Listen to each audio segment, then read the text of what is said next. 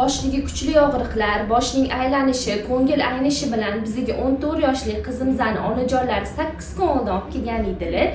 U yog'ini o'zlaridan eshitamiz. Men Farg'ona viloyatidan keldim. 14 yoshli qizim bor edi.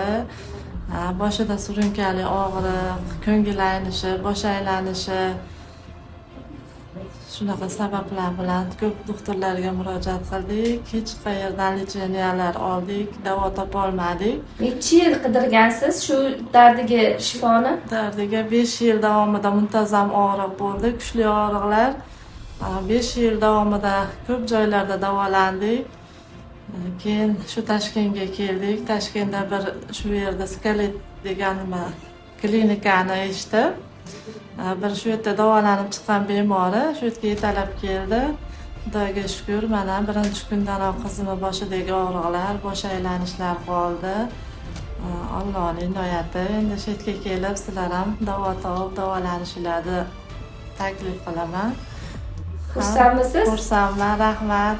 Hamshiralar, doktorlar ham yaxshi, xushmuomala ekan. Rahmat, Xudoga shukr, sog' bo'lsin.